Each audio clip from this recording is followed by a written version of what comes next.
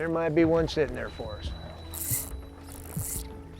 High water this year kind of ruined that hole, but I still think there's enough of a cut back there to get a fish out of. Good cast. There he is. Nice. Right. Kelly, you want the net for that one? You okay? I'm good. Pretty good fish. Oh, he's up under the chin. That's why he's so ornery. That fish is. He's so low. I mean to tell you, just a big old slab of roo. Greg, you have a tendency to be fishing for some pretty huge fish over here, but you don't fish your traditional little hopper stuff, do you? No, we've, you know, Kelly, we've moved away from all the traditional patterns that we've used in the past, the Dave's hopper, the Joe's hopper.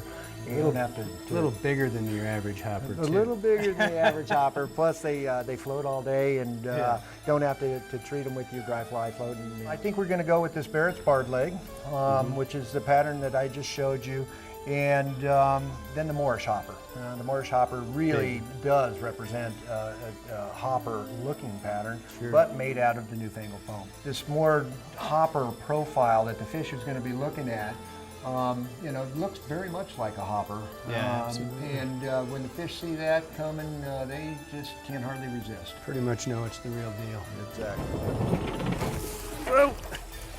Man overboard. Man overboard. Don't step on that rolly thing. Kelly has hooked up with Greg Smith at just the right time. You need both hoppers present and good water conditions on the Beaverhead to make for a good trip. We have both. All right, Kelly, today we're going to be fishing the banks pretty tight. We've got a lot of overhanging grass, a lot of overhanging trees down through here. We're going to work that hopper up underneath these overhanging banks, and we'll see if we can get a couple of these big fish to come out and play for us today.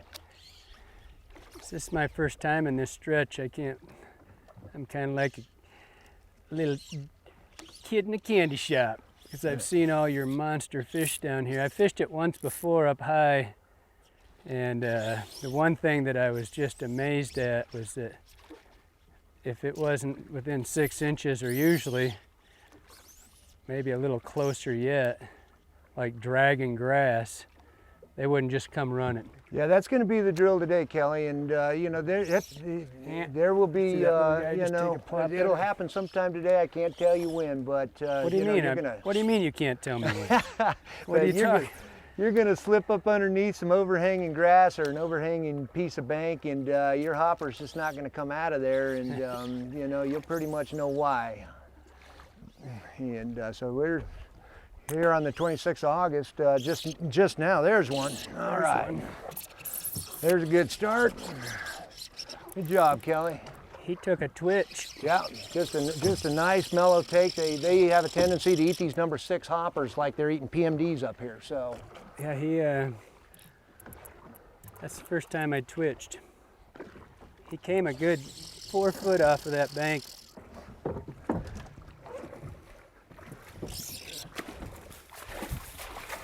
Good fish, Kelly. This is a good way to start the day. It's less than a quarter mile down from the boat ramp, and we're already into the fish. You know, nice 17-inch brown. Give him a breath of fresh air. Moorish hopper. It's a good way to start the day, man. Good way to start the day. Let's give him a breath of fresh air real quick. And Genie. But isn't this about the most perfect hopper water and hopper river that you've seen in a long time, Kelly? Like maybe forever. It's the flats. It's got everything that you could ask for in a hopper situation.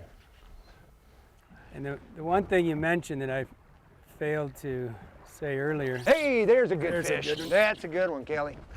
There's our 20. That's a good one there. Coming right off of that grassy point. We got a nice soft inside that we can land him on, Kelly, and big, fat, healthy brown there. Boy, that was a big mouth coming out that time. They're kind of doing what they're supposed to do today. Yes, sir. Been waiting for this day all season long. Look at that boy. Oh, we got the moss covering his eye. Oh, yeah. They like that. There he is, Kelly. Kelly. Exactly. Go ahead. You should. Let's take a Look look at at that big old buck. Look at the shoulders on him. Big old beaver head. He won't settle down for a half a second here. He's probably had his fun. That's living the life. Looking pretty good, Kelly. We gotta send him off.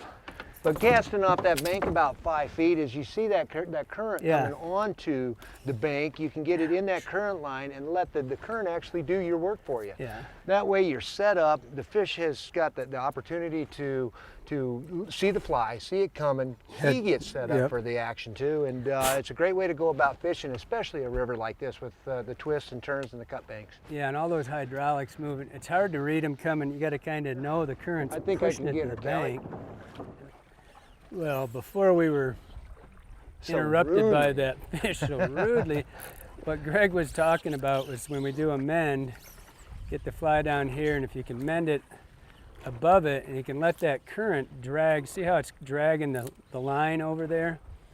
I'm letting the line pull the fly. Being in contact with your bug is almost critical when you're fishing these big hopper patterns and on these big fish, because you do want to get a hook into them as fast as you can. You know, if you got a good drift going and you're dragging just a little bit and you got to drag out with a mend of the line, it's not going to hurt your cast, and sometimes it actually will induce that strike. And just that little stack mend right there. Yeah, that little stack mend using the current. Drags the legs a little bit. Yep. You know. And as you watch that hopper move down that bank there, Kelly, you can see every time you mend that thing inched in towards the bank. Yep. And that's where you want that thing. Nice. There he is. Unhook it subsurface. Oh. So yeah, right. I mean, a classic example right there, Kelly. You'd put a mend on it and actually submerged your hopper. Yeah. And that fish came over and ate that thing totally drowned.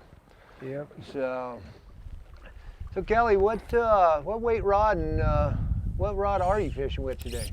I got a Legend Elite 9-foot 6-weight, which, most of the time I would say a 6-weight with a dry would be a little bit overkill, but not for your fish. They're just so much lighter that, in the hand, that it's not really like it's a detriment to you, as far as weight or anything like that. Exactly. Kelly, we're going to stay on the inside here too. Coming right off this point is a great gravel drop right there, and boy, that looks good right there. Got that tucked up right underneath that. There he is. Nice fish just too. like you're supposed to do it. Good fish. There you There's go. one of the good ones. Look out. He's leaving What's he town. doing, Kelly? What's he doing? He's heading for another county. That's one of the good ones there. Hey, you kind of called that one again, didn't you? Okay, Kelly, we're gonna kind of slide in this little softer water over gotcha. here. Ooh, he's a And toady. we got deep edges on both sides, so it's not the easiest spot in the world. I think I can get him above us here in a second. Okay.